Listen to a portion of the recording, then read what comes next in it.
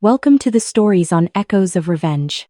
Step into a world where love turns dangerous, revenge feels inevitable, and every story drags you deeper into the shadows of desire, betrayal, and the human heart. Let's begin today's story. The bankruptcy filing appeared in my Google Alerts at 6:47 a.m. on a Wednesday. Chapter 7 Bankruptcy. Daniel and Patricia Morrison. Total debts, $340,000. The filing listed their assets: furniture, 2 vehicles, jewelry, retirement accounts, and my warehouse at 2847 Industrial Boulevard. Property description: 12,000 square foot industrial warehouse, 3 manufacturing tenants, $8,400 monthly rental income, estimated value $950,000. Listed as family property held in trust for benefit of all family members. I'd purchased that warehouse 5 years ago for $680,000. Title solely in my name. I paid the taxes. I managed the tenants. I collected the rent.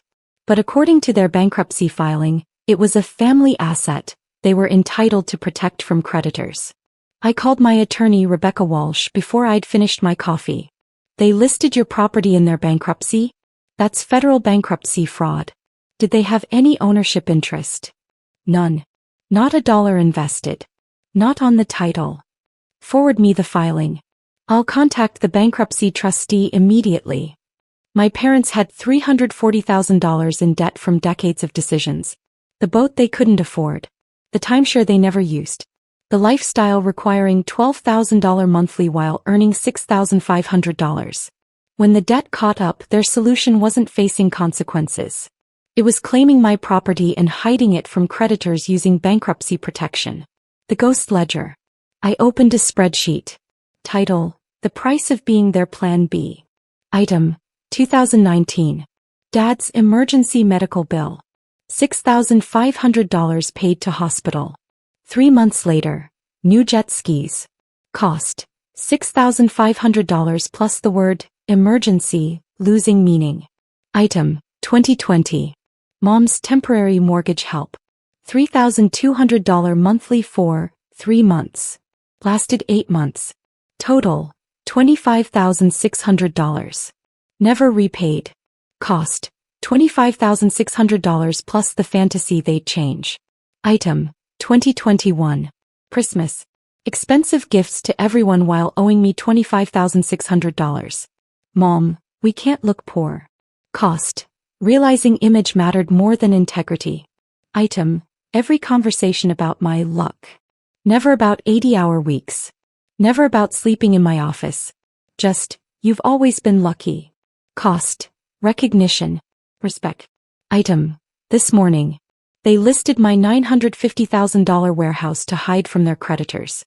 Cost: the last belief that blood meant anything. Total: $37,100 documented. The emotional ledger showed the cumulative weight of being treated like an insurance policy they'd never paid premiums on. The origin point. I was 28 when my logistics business landed a major contract. 3 years of work. Finally, $450,000 annual revenue. I took my parents to dinner to celebrate. Dad's response: "That's great, son. Now your mother and I have been discussing retirement. With this new income you could help us accelerate it. Not congratulations. Just, how does your success benefit us?" I paid for dinner. $240. Drove home in silence. That night I decided I would build protected wealth. The kind with boundaries, documentation, legal barriers. The kind they couldn't claim or redefine as family money. The warehouse came 2 years later. I told them I bought a small commercial property. Never mentioned the size or income. But they'd researched it anyway. Found the records. Calculated the value. And when their debt consumed them, decided my asset could become their protected asset. The system responds. Rebecca called within 2 hours. I spoke with bankruptcy trustee Gerald Chin. He's flagged the filing for investigation. He wants to meet tomorrow. What happens? You bring ownership documents. He'll verify sole ownership, remove the fraudulent listing, then refer it for criminal prosecution. Bankruptcy fraud is a federal crime. They're facing up to 5 years prison plus fines. Their bankruptcy gets dismissed, creditors resume collection. The trustee meeting. Gerald Chen's office. Fluorescent lights, government furniture, filing cabinets filled with bankruptcy cases. He was 50-something, gray suit, reading glasses, expression of someone who'd seen every scheme humans devise to avoid debt. I spread documents across his desk. Property deed, sole ownership. Purchase agreement from 2019. 5 years of tax receipts in my name. Lease agreements between Morrison Industrial Properties LLC and 3 tenants. Bank statements showing $8,400 monthly deposits. He reviewed everything. 20 minutes of silence. Finally, your parents have 0 ownership interest. Correct. No cosigner. No financial contribution. No management role. No contractual relationship whatsoever. None. He removed his glasses. Yet they listed it as a family asset, claimed it generated family income, and requested protection from liquidation. Yes. Did they ask permission? I learned from Google Alerts this morning. They haven't contacted me in 6 months. More notes. Have you ever told them this was family-owned? Never. I explicitly told them it was my business investment. Sole ownership. He looked up. Mr. Morrison, I'm referring this to the U.S. Attorney's Office. Your parents committed federal crimes. Concealment of assets, except these aren't their assets. Fraudulent filing. False statements under penalty of perjury. What happens to their bankruptcy?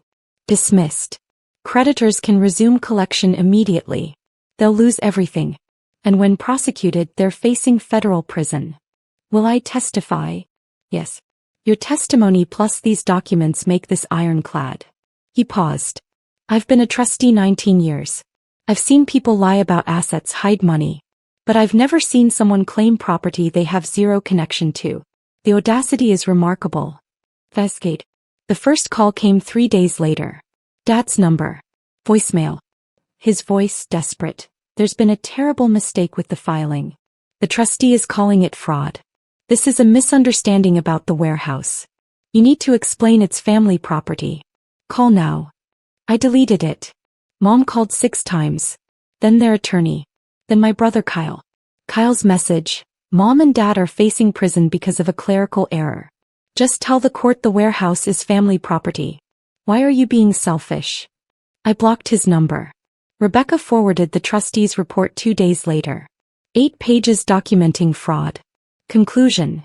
Debtors knowingly listed assets they do not own to shield from creditor claims. Recommend immediate dismissal and criminal prosecution. The bankruptcy was dismissed that afternoon. The FBI interview. Special Agent Lisa Rodriguez contacted me 11 days later. Federal building meeting. Early 40s, sharp eyes, methodical demeanor. Mr. Morrison, I need to understand the relationship history that led to your parents claiming your property. Explained it all. Years of financial requests. Money never repaid. The expectation that my income was their safety net. The warehouse purchase they'd researched. The filing revealing their belief. What was mine was theirs. She took notes. When I finished, this isn't a misunderstanding. No. They researched your property. Found exact square footage, tenant details, rental income. Listed it with specific figures in a federal filing signed under penalty of perjury. That's premeditated fraud. Yes. She closed her notebook. The U.S. attorney will prosecute. Both will be charged with bankruptcy fraud, false statements, and concealment. Given the property value and deliberate nature, they're facing 18 to 30 months federal prison plus restitution. The internal reckoning. That night I stared at the warehouse lease agreements. 3 tenants. All paying on time. A property I'd built from nothing. There's a concept called the sunk cost fallacy. You keep investing in a losing proposition because you've already invested so much. I'd been playing that game with my family for years. Surely the next loan would be the last. Surely they'd appreciate the sacrifice. Surely blood would mean reciprocity. But bankruptcy fraud showed the truth. They weren't bad at math. They were bad at boundaries. The warehouse represented delayed gratification.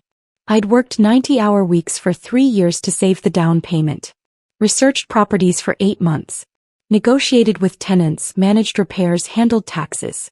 They saw a $950,000 asset to hide from consequences. I saw every sacrifice that built it. That was the difference. The prosecution. The indictment came 6 weeks later. United States versus Daniel Morrison and Patricia Morrison. 4 counts each. Bankruptcy, fraud, false statements, concealment, conspiracy. Their defense attorney contacted Rebecca. He wanted me to provide a statement saying they believed in good faith. The property was family-owned. Rebecca called first. Do they have evidence you ever said it was family property? None. He admitted that. He's hoping you'll lie to help them. I thought about the ghost ledger. About being 28 and hearing, how does your success benefit us? About boundaries dismissed. About the filing claiming ownership of property they'd never invested in. No statement. The prosecution can proceed. The trial lasted 3 days. The evidence was overwhelming. Property records showing sole ownership. The bankruptcy filing with detailed claims. Their signed statements under perjury. My testimony documenting zero family connection. The trustee's expert analysis. The federal prosecutor was thorough. She showed the jury the deed, my name only. Purchase agreement, my signature only. 5 years of taxes, my payments only. Lease agreements, my company only. Then the bankruptcy filing. Line by line. Family property held in trust. Generates income for family unit. Request exemption from liquidation. She told the jury, the defendants didn't make an error. They made a choice. A calculated choice to commit federal fraud to protect assets that were never theirs. Jury deliberated 4 hours.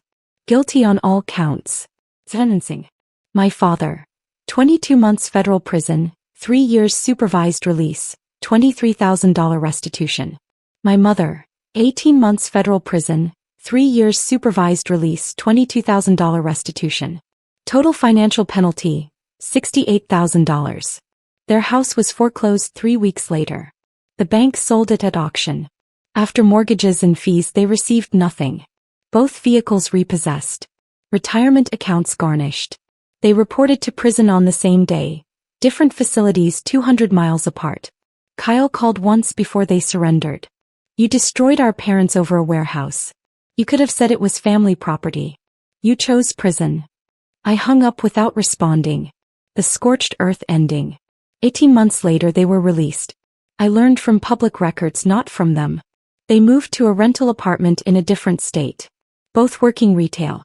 Making restitution payments of $850 monthly. Banned from filing bankruptcy for 8 years. The warehouse continued generating $8,400 monthly. I'd raised rent twice during their incarceration. The tenants stayed. The income grew. I never visited them in prison. Never wrote. Never accepted collect calls. I returned every letter unopened, refused. Kyle sent one final message a year later. They're struggling. Barely making rent. Still paying restitution. You won. Happy now. I read it once. Blocked him. Because winning wasn't the point. Protection was. They taught me that family means shared resources. I taught them that federal bankruptcy law doesn't care about feelings. That fraud has consequences. That courts don't accept but we're family as defense. The warehouse was mine. The title was clear. The income was protected. They'd wanted to claim my asset in bankruptcy. Instead they'd claimed 18 and 22 months in federal prison. The filing was dismissed. The fraud was prosecuted. The restitution was ordered. The boundary was permanent. Not drawn in anger. Not maintained through guilt. Enforced through the federal justice system that doesn't negotiate with people who commit crimes to avoid debts. The warehouse stands at 2847 Industrial Boulevard. 12,000 square feet. 3 tenants. Monthly income, $8,400. The title reads, Morrison Industrial Properties LLC. Sole owner, Christopher Morrison. Not family property. Right. The bankruptcy court confirmed it. The federal prison system confirmed it. The $68,000 in restitution they'll be paying for years confirms it every month. And I sleep perfectly well knowing the difference between family and fraud.